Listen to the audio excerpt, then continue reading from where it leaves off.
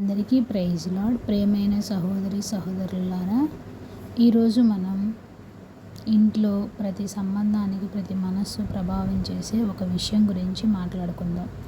అదే కోపం.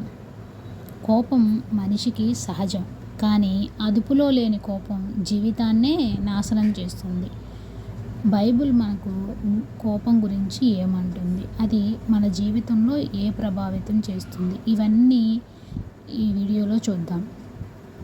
మనకి కీర్తనల గ్రంథం 37వ అధ్యాయం 8వ వచనం ప్రకారం, కోపం మానుము, ఆగ్రహం విడిచిపెట్టుము, అది కీడుకే కారణం.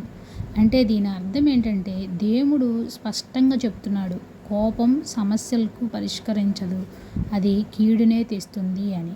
మనం కనుక ఒక ఎగ్జాంపుల్ తీసుకుంటే, ఇంట్లో చిన్న విషయం మీద కూడా భార్యాభర్తలు ఇద్దరు కోప్పడుతూ ఉంటారు. ఆ చిన్న విషయమే పెద్దదవుతుంది. ఇప్పుడైతే చాలా విడాకుల దాకా కూడా వెళ్ళిపోతున్నారు.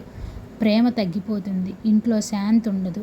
చిన్న మాటను పెద్దది చేసుకొని కోపం అంత పెద్ద విషయంలాగా దారితీస్తుంది. మనం సామెతల గ్రంథం చూసినట్లయితే 14వ అధ్యాయం 17వ వచనం ప్రకారం, దేవుడు త్వరగా కోపపడువాడు మూర్ఖత్వమును చూపును అని అన్నాడు. దీని అర్థం ఏంటి? త్వరగా కోపం వచ్చేవారు ఎక్కువగా తప్పులు చేస్తూ ఉంటారు, అవివేక నిర్ణయాలు తీసుకుంటూ ఉంటారు. ఎగ్జాంపుల్, మనం ఒక ఉద్యోగిని కనుక చూసినట్లయితే, బాస్ చిన్నగా మందలించి వెంటనే తిరిగి మాట్లాడేస్తాడు. దానివల్ల అతనిలో ఉన్న శాంతి పోయి కోప్పడటం వల్ల మొదటికే మోసం వస్తుంది. సామెతలు 22-24 అధ్యాయం ప్రకారం, కోపిష్టితో సహవాసం చేయకుము. మన ఫ్రెండ్స్ ఉంటారు, ఎప్పుడు కోప్పడుతూ ఉంటారు. అట్లాంటి వాడితో స్నేహం చేస్తే మనం కూడా అట్లాగే మారిపోతాం.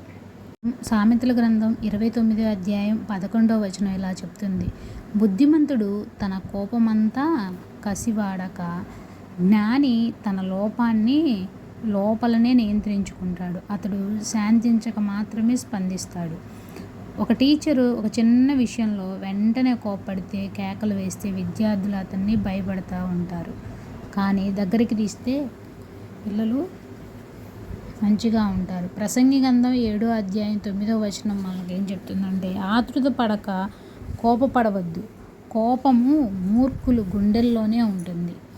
కోపం ఎక్కువ రోజులు హృదయంలో ఉంచుకుంటే అది మనల్నే నాశనం చేస్తూ ఉంటుంది.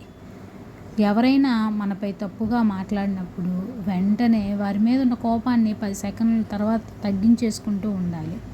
అప్పుడే మనం కోపాన్ని నియంత్రించాలి అని అంటే కొన్ని టిప్స్.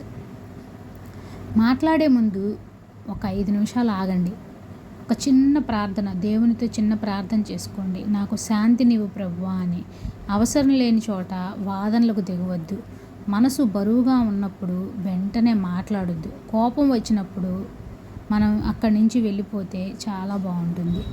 ప్రియమైన సహోదరి సహోదరులారా, కోపం సహజం, కానీ కోపాన్ని నియంత్రించడం ఆత్మకృప. దేవుడు మన జీవితంలో శాంతి కావాలి, మన ఇళ్లల్లో శాంతి కావాలి, మన మాటల్లో ప్రేమ కావాలి. కాబట్టి ఈరోజే ఒక నిర్ణయం తీసుకుందాం. కోపాన్ని కాదు, శాంతిని ఎంచుకుందాం. అవివేకం కాదు, జ్ఞానాన్ని ఎంచుకుందాం. దేవుడు మీ కుటుంబానికి శాంతిని మరియు ఆత్మీయ విశ్వాసాన్ని ఇవ్వునుగాక. ఆమేన్.